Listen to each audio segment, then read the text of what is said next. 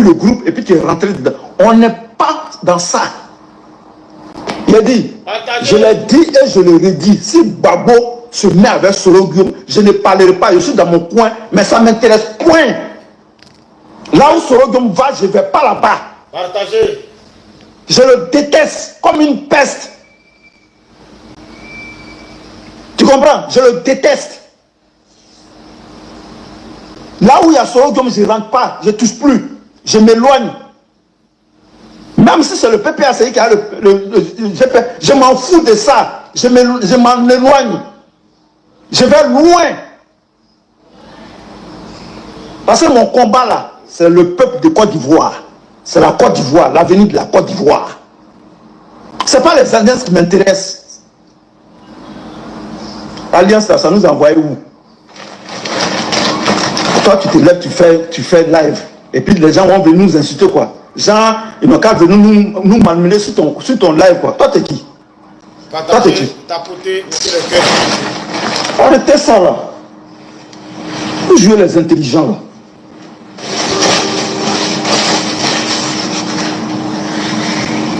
Arrêtez ça. On n'est pas dans un culte de la personnalité. On est dans le combat des Ivoiriens. Vous êtes dans le culte de la personnalité. Vous adorez les leaders politiques comme des dieux. Quand le leader politique a fini de parler, on ne peut plus parler. Non. Non et non.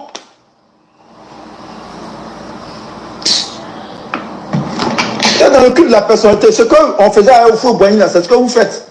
Ce que Oufou faisait dans le temps là. Vive le PDCI, vive Nana Oufou-Boigny. C'est dans ça que vous êtes. Hein?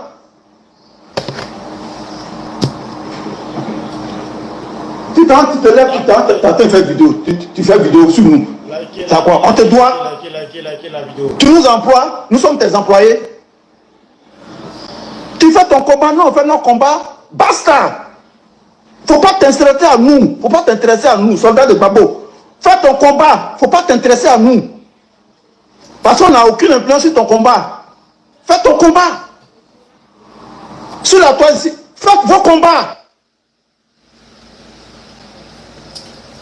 Moment trop, c'est trop. Je prends Samatra qui avait déjà inventé ce concept trop, c'est trop.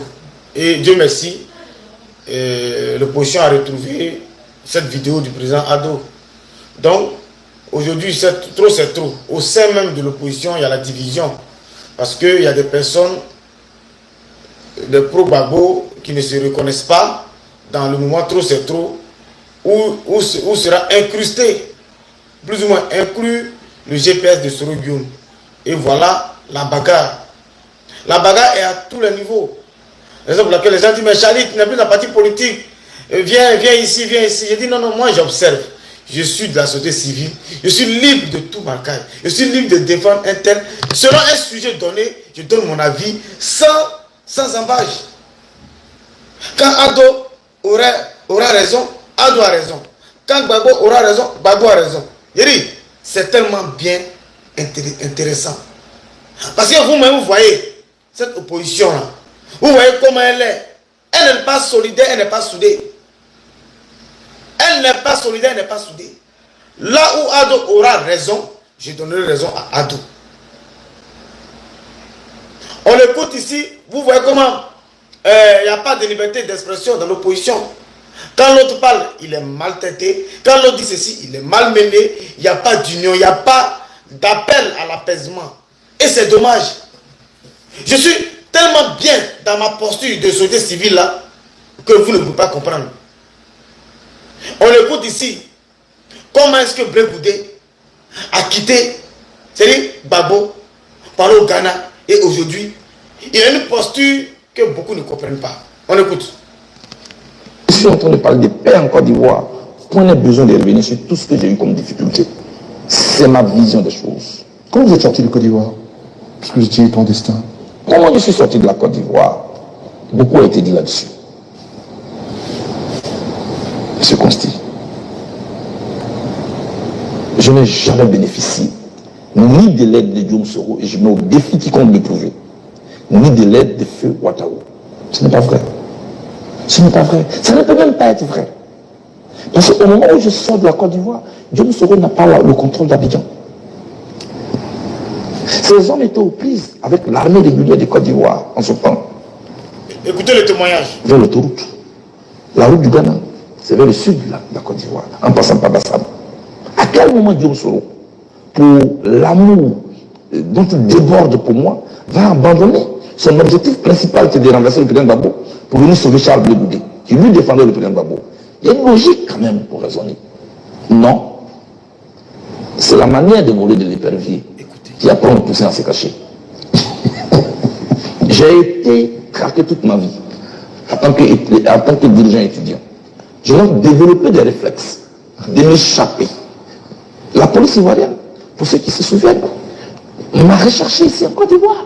Et j'avais un petit jeu avec le président Didier en son temps, qui disait je cherche Charles Blé Goudé. Et moi aussi je disais, je cherche aussi le président Didier. Et puis jusqu'à ce qu'un jour je sois arrêté. Donc je suis habitué à échapper au piège.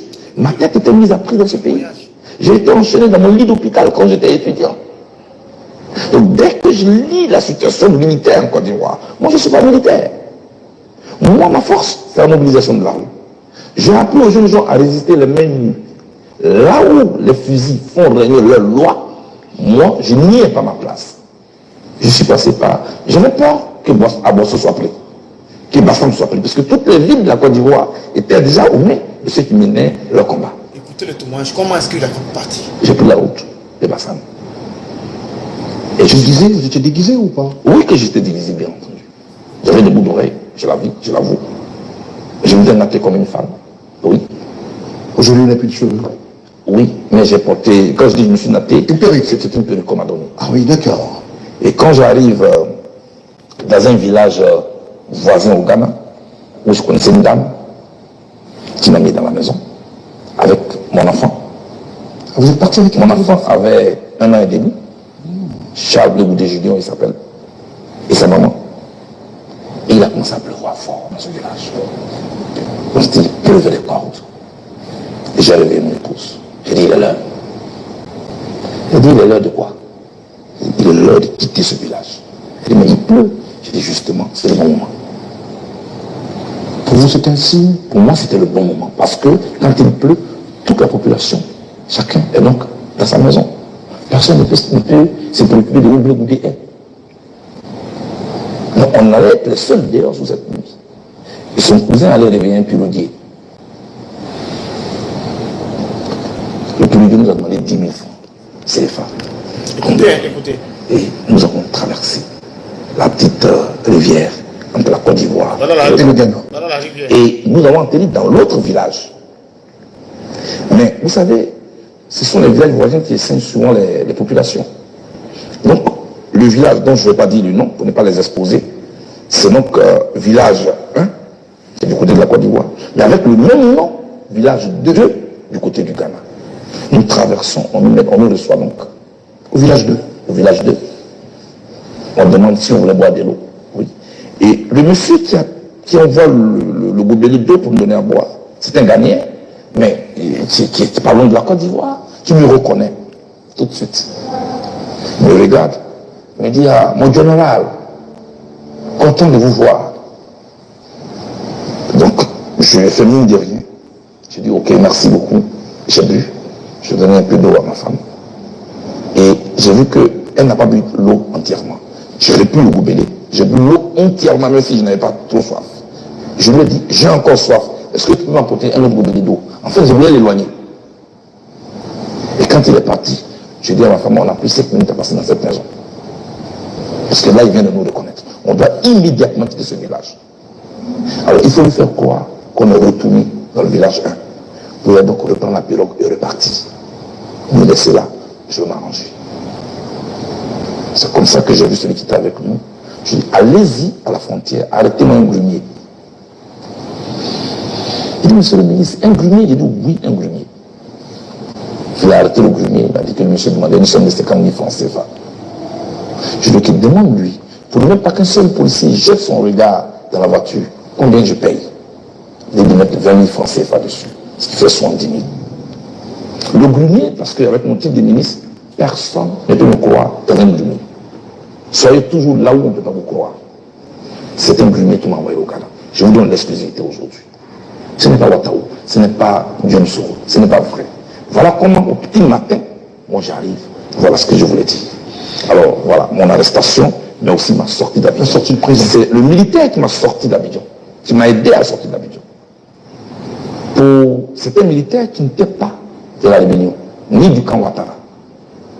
C'était un militaire. C'était un militaire ivoirien, qui était du côté du président Gbagbo, qui est encore en vie. Mais vous refusez de donner son nom? Non, pas pour le moment. Pas pour le moment. Le moment viendra où vous direz que je présenterai aux Ivoiriens mon bienfaiteur. Et je voulais lui dire ici, merci d'avoir sauvé la Côte d'Ivoire et le futur de la Côte d'Ivoire. Merci à ce bienfaiteur, parce qu'il est en face de nous, M. Charles Blé Goudé, qui est l'invité dans cette émission. C'est moi qui l'ai fait. Vous avez compris? Donc, Soro,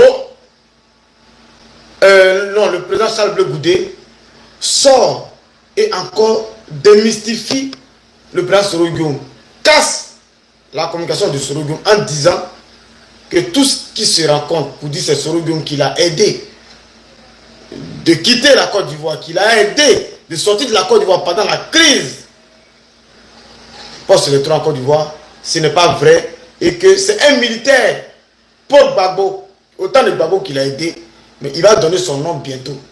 Il a dit, c'est dans un grumier qu'il a échappé, qu'il est sorti de la Côte d'Ivoire. Et tout ça, ça donne véritablement du grain à moudre. Ça, voilà, ça devient de la bagarre communicationnelle aujourd'hui. J'ai dit, les vérités commencent à sortir. Après 15 ans, après près de 15 ans de la crise, les vérités commencent à sortir. On écoute. Ce n'est pas le moment pour moi de dévoiler tout ça. J'ai dit, et vous en souvenez, qu'un jour viendra où je dirai aux Ivoiriens le nom de mon sauveur. C'est le général Dogo Blé, qui a donné des instructions au commandant Yagba Kipré, m'a mis dans un char. Et quand on arrive à la sortie d'Abidjan, ambassadeur d'Abidjan, le char est attaqué. Mais il a réussi à maîtriser ces choses qui m'ont fait sortir. Quand je descends, j'appelle Chogoum. Pour savoir si Benoît n'est pas aux mains de ceux qui prenaient les vies. Voilà comment vous le savez aujourd'hui. Je suis sorti d'Abidjan. Hein? Ni Dieu Soro. Le Goudé disait, le militaire qui l'a aidé à sortir d'Abidjan pendant la crise là, c'est un militaire, il ne va pas dire son nom, mais un jour viendra où il dira son nom. Et aujourd'hui, il a donné le nom pour dire, c'est Dogo Blé, proche de Gbagbo là, c'est Dogo Blé qui lui a donné un char avec des militaires pour l'accompagner jusqu'à sortir d'Abidjan. Donc, c'est-à-dire que Dogo Blé était un traître de Gbagbo. C'est-à-dire que Dogo Blé était le traître. Il nous montre qu'aujourd'hui, Alassane Ouattara est le maître de la politique ivoirienne. C'est ce qu'on voit. On écoute Blé Goudé et vous allez comprendre. C'est moi qui l'ai fait danser. Ce n'était pas le moment pour moi de dévoiler tout ça. J'ai dit, et vous en souvenez, qu'un jour viendra où je dirai aux Ivoiriens le nom de mon sauveur. C'est le général Dogo Blé, qui a donné des instructions au commandant Yagba Kipré, m'a mis dans un char. Et quand on arrive à la sortie d'Abidjan, ambassadeur d'Abidjan, le char est attaqué. Mais il a réussi à maîtriser ces choses qui m'ont fait sortir. Quand je descends, j'appelle Chogoum. Pour savoir si Benoît n'est pas aux mains de ceux qui prenaient les vies. Voilà comment vous le savez aujourd'hui. Je suis sorti d'Abidjan. Ni Dieu Soro, ni Feu Ouattao, pour qui j'ai beaucoup d'amitié, c'était mon ami, ne m'ont sorti. Parce qu'eux, ils étaient occupés avec le FDS à l'entrée d'Abidjan là-bas. Quel amour ils ont pour moi pour laisser leur objectif principal? On va voir les choses d'abord. Même nous avons veillé à Benoît et il fallait y rester pour l'inhumation. Je tenais à être là aussi, non seulement parce que je devais accompagner un camarade à nous tous, mais moi j'ai une histoire particulière avec le défunt.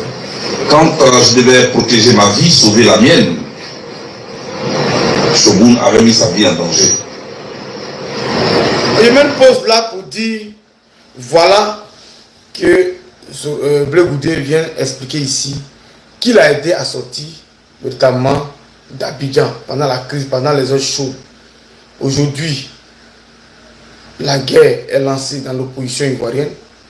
Je ne sais même pas, j'ai dit ma tête, je suis mélangé. Je suis mélangé. Et aujourd'hui, il y a une guerre entre les pro-Soro et les pro-Gbagbo. Et on va écouter ici Hervé Djedje. S'il est dans trop, c'est trop. C'est mon président qui a demandé que tout le monde soit dedans. Et j'ai toujours dit que nous devons être le fer de lance. Le fer de lance. Nous, les soutiens de Gbagbo Laurent. Gbagbo Laurent lui-même, il doit être devant. Et puis les autres là doivent suivre. Donc quand j'ai fini de dire ça, les gens de Soro là, les soroïstes là, ceux qui se lèvent et puis ils brandissaient photos de Soro et puis ils mettent Gbagbo derrière là. Je me suis insurgé contre eux, je dis je ne veux pas.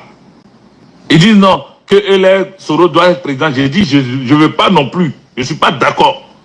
Parce que vous là, vous devez faire profil bas. Quand vous êtes dans le groupe même, fermez votre bouche. Parce que vous n'avez pas le droit de parler. Vous êtes des rebelles, vous êtes des assaillants. Vous êtes des criminels. Vous avez commis beaucoup de crimes en Côte d'Ivoire. Ce n'est pas encore été élucidé. Et puis vous voulez quoi? Vous allez venir brandir Soro comme un trophée. Voilà la guerre dans l'opposition ivoirienne. C'est chaud bouillant. C'est chaud bouillant. C'est chaud partout. C'est chaud. Et Blé Goudé s'est affirmé. Il a démontré que lui, il n'est pas dans le mouvement trop c'est trop par rapport à ses sorties. Il a démontré que lui, il fait son petit bout de chemin. Il a montré que lui, il ne fera plus comme quand il était au pouvoir avec Gbagbo. Il a démontré, il veut faire la politique autrement. Donc certainement ça dérange. Ça dérange aussi la communication de l'opposition, raison pour laquelle il est lynché. Donc on écoute ici quelqu'un qui va parler fort. On écoute. Mbappé, le crabe, arrête ça. À bon attendeur, salut. Si tu n'arrêtes pas, c'est le karma qui va te prendre. Tu ne veux plus faire politique.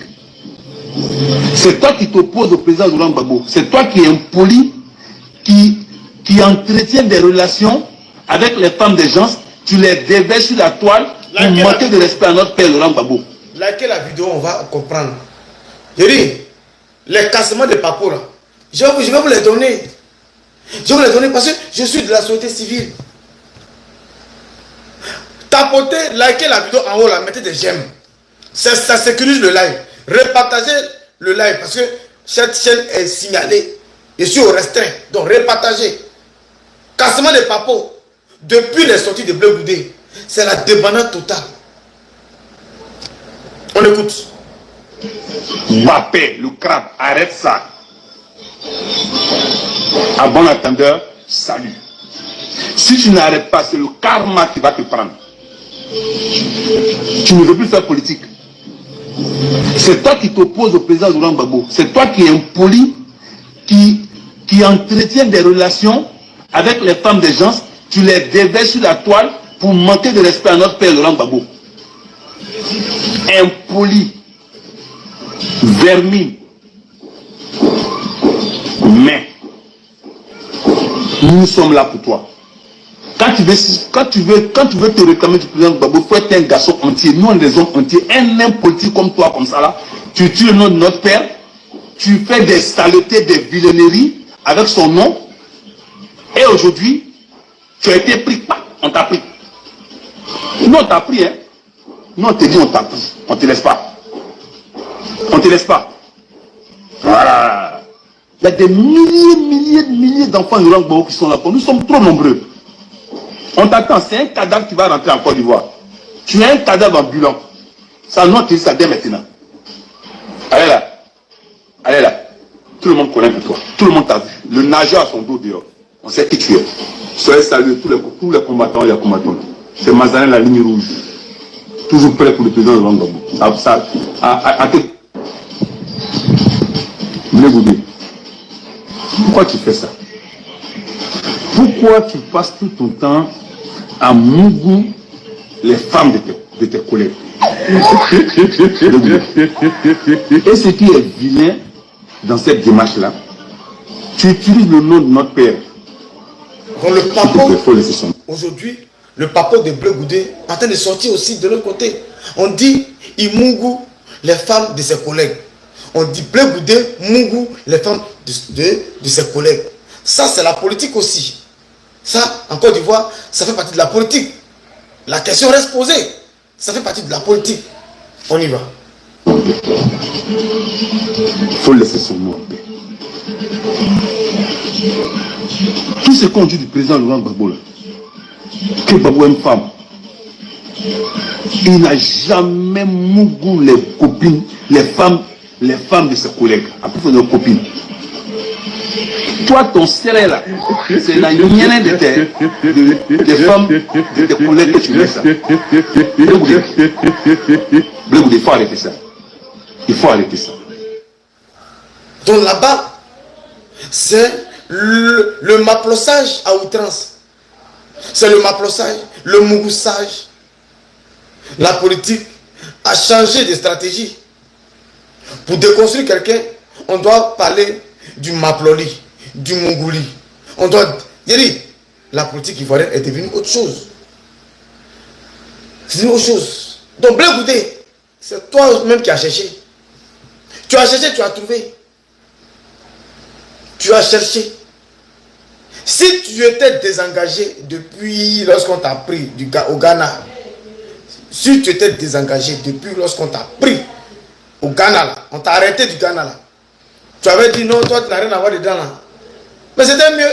Les gens allaient te traiter de traite et puis ça allait passer. Mais tu allais perdre des années de ta vie. Des années de ta vie à la CPI. Aujourd'hui tu es maltraité. Et donc, la politique là, elle est complexe. Très très complexe.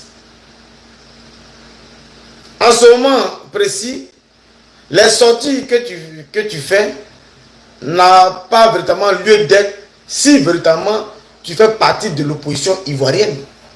Si tu fais partie de l'opposition ivoirienne, Bleu Goudé, tes sorties de maintenant n'auraient pas lieu d'être. Raison pour laquelle aujourd'hui tu es attaqué. Il fallait faire cette sortie bien longtemps ou bien après les élections, selon la vision politique de l'opposition ivoirienne. Parce que les intervenants sur les réseaux sociaux disent qu'ils ne sont pas dans trop, c'est trop. Si Sorogum est dedans, bon ça, ce ne sont pas les cadres des instances des partis de l'opposition qui en parlent. Donc si tu penses être dans l'opposition, normalement, tu n'allais pas sortir de cette façon en t'attaquant à Sorogum. Voilà pourquoi l'acharnement sur toi. Voilà pourquoi l'acharnement sur toi aujourd'hui. Et aujourd'hui, on dit que tu m'appelles femme de tes camarades. Eh, Bleu Goudé. Mais tu as ta femme. Tu as une belle femme, Bleu Goudé. Tu as une belle femme.